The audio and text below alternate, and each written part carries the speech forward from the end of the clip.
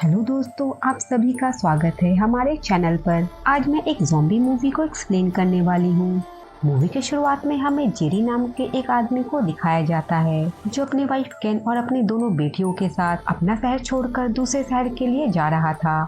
लेकिन रास्ते में बहुत ज्यादा ट्रैफिक होता है जिस वजह से जेरी को अपनी कार रोकनी पड़ती है। और जब वो बाहर निकल कर देखता है तो बहुत सारे लोग इधर उधर भाग रहे होते हैं और देखते ही देखते वहाँ पर ज़ॉम्बी आ जाते हैं जो आम इंसान को काट कर अपना शिकार बना रहे थे। और जेरी यहाँ पर नोटिस करता है कि जिन इंसानों को भी ज़ॉम्बी काट रहे थे वो लोग 15 ही सेकंड में ज़ॉम्बी में कन्वर्ट हो रहे थे। लेकिन जेरी अपनी फैमिली को उन खतरनाक ज़ॉम्बी से बचाते हुए वहाँ से निकलने में कामयाब हो जाता है। और जब ये सभी हाईवे पर पहुँचते हैं तो जेरी के पास उसके फ्रेंड थेरी का कॉल आता है। और तब जेरी इन सारी चीजों के बारे में जो भी उसकी फैमिली फेस कर रही होती है उसके बारे में पूछने लगता है। लेकिन थेरी उसे सिर्फ इतना ही बताता है कि ये सब एक वायरस की वजह से हो रहा है जो इंसानों को बस कुछ ही सेकंड में ज़ॉम्बी में बदल देते हैं और अभी तक गवर्नमेंट भी इससे बचने का कोई रास्ता नहीं ढूंढ पाई।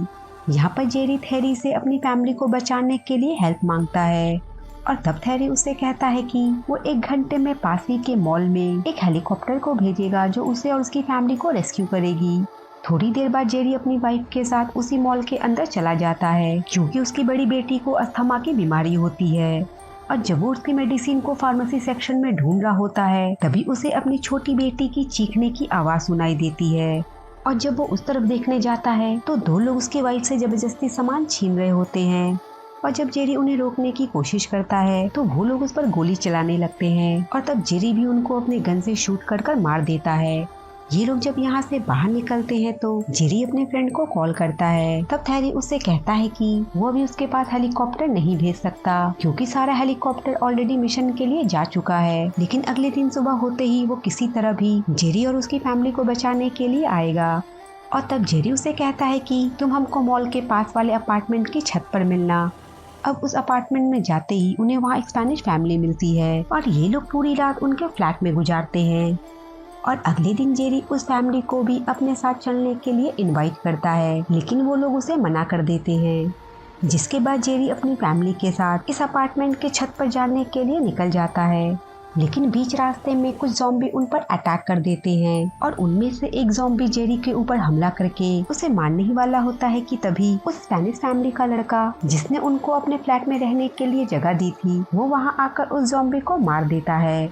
इसके बाद जेरी जैसे ही छत पर पहुंचता है तो वो अपनी फैमिली से दूर जाकर अपार्टमेंट की बिल्डिंग पर सुसाइड करने के लिए खड़ा हो जाता है क्योंकि जब उस ज़ॉम्बी ने उसके ऊपर हमला किया था तो उसके कुछ खून की बूंदें जेरी के मुंह में चली गई थी और इसी वजह से उसे शक था कि वो भी कहीं ज़ॉम्बी न बन जाए। लेकिन काफी सेकंड के बाद भी उसे कुछ नहीं होता और तब तक उन्हें रेस्क्यू करने के लिए हेलीकॉप्टर भी वहां आ जाती है। लेकिन इस हेलीकॉप्टर की आवाज से बहुत सारे ज़ॉम्बी वहां आकर उन पर अटैक कर देते हैं लेकिन जेरी अपनी फैमिली के साथ उनसे बचने में कामयाब हो जाता है। ये लोग थेरी के पास पहुंचते हैं तो वो जेरी को बताता है कि हमारे प्रेसिडेंट मारे जा चुके हैं और इस वायरस ने अभी तक लगभग पूरी दुनिया के 5% लोगों को अपना शिकार बना लिया है और जल्द ही इसे रोका नहीं गया तो कुछ दिनों में इस दुनिया पर सिर्फ ज़ॉम्बी का ही राज होगा।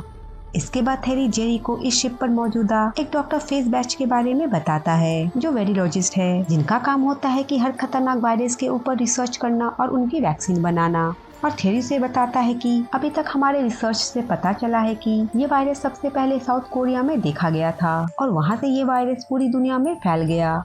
इन दोनों के बातों के दौरान वहाँ पर नेवी कैप्टन आ जाते हैं और वो जेरी से कहते हैं कि तुमको हमारे कुछ ऑफिसर और डॉक्टर फेस बैच के साथ साउथ कोरिया जाना होगा और वहाँ से इस वायरस के ओरिजिन का पता लगाना होगा।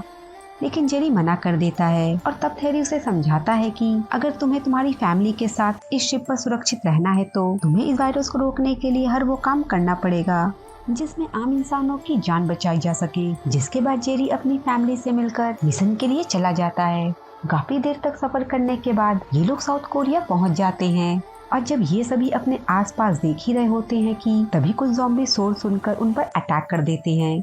इतना ज्यादा खून खराबा देखकर डॉक्टर फेस बैच बहुत डर जाते हैं और जल्दी से भागकर प्लेन के अंदर जाने लगते हैं। लेकिन बारिश की वजह से उनका पैर फिसल जाता है और उनके हाथों में मौजूदा गन गलती से चल जाती है जिससे उनकी जान चली जाती है। उनकी मौत से जेरी काफी दुखी हो जाता है क्योंकि इस वायरस की वैक्सीन बनाने के लिए डॉक्टर फेसबैच उनकी आखिरी उम्मीद थे। और तभी कुछ आर्मी ऑफिसर इनको ज़ॉम्बी से बचाते हुए अपने बेस कैंप ले आते हैं, जहाँ पर आर्मी चीफ इनको एक ज़ॉम्बी दिखाता है और कहता है कि इस वायरस ने अपना सबसे पहला शिकार इस आदमी को बनाया था। जेरी चीफ से पूछता है कि आखिर इसे किस जानवर ने काटा था, मगर चीफ उसे कुछ भी नहीं बता पाता क्योंकि उसे भी उस आदमी के बारे में ज्यादा कुछ पता नहीं था। और इसके बाद जब ये सभी यहाँ से जाने लगते हैं, तभी एक CIA ऑफिसर जो कि जेल में होता है, वो जेरी और उसके साथियों को अपने पास बुलाता है और कहता है कि तुम्हें इस वायरस के ओरिजिन के बारे में इजराइल में पता चलेगा, क्योंकि इजराइल के इन्वेस्टिगेशन एजेंसी मदास ने बहुत पहले से ही कंट्री के चारों तरफ बहुत बड़ी बड़ी दीवारें खड़ी कर ली थी और जरूर इस वायरस के पीछे इजराइल का ही हाथ है। जाते जाते वो CIA ऑफिसर जेरी को एक आदमी जगन के बारे में बताता है और कहता है कि तुम जसुराम जाकर जगन से मिलना, वो इस वायरस को रोकने में तुम लोगों की मदद कर सकता है। अब इसके बाद इनमें से 3 लोग इजराइल जाने के लिए तैयारी करने लगते हैं और बाकी के आर्मी ऑफिसर इनको कवर करने के लिए रेडी हो जाते हैं। लेकिन तभी जेरी की वाइफ उसे फोन कर देती है और रिंगटोन की आवाज सुनकर वहाँ पर मौजूदा सारे ज़ॉम्बी इन लोगों पर अटैक कर देते हैं और इस अटैक में आर्मी चीफ भी मारा जाता है और जेरी बड़ी मुश्किल से बच जाता है।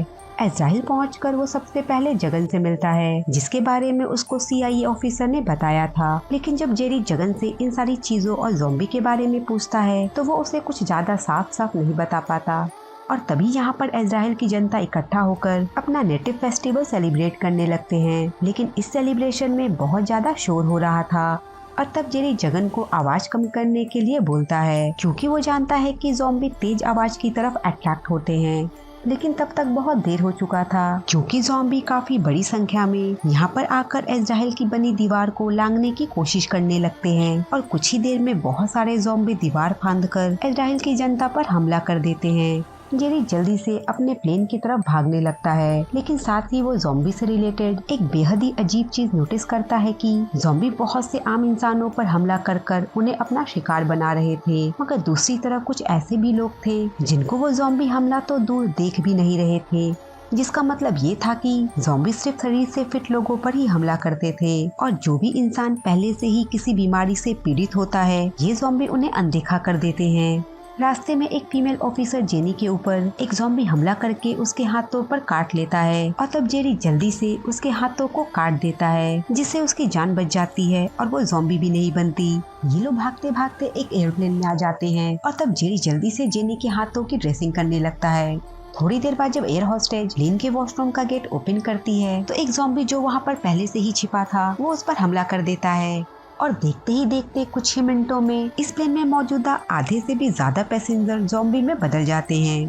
और तब जेरी मजबूरी में एक ग्रेन प्लेन के अंदर फेंकता है, जिससे प्लेन का एक बहुत बड़ा हिस्सा उससे अलग हो जाता है और हवा होने की वजह से काफी सारे ज़ॉम्बी प्लेन से बाहर गिर जाते हैं और अगले ही पल प्लेन भी क्रैश हो जाता है और इस क्रैश में सिर्फ जेरी और जेनी ही बचते हैं। इन लोगों की किस्मत बहुत अच्छी होती है क्योंकि जहाँ पर उनका प्लेन क्रैश हुआ था वहाँ से WHO रिसर्च सेंटर कुछ ही दूरी पर होता है।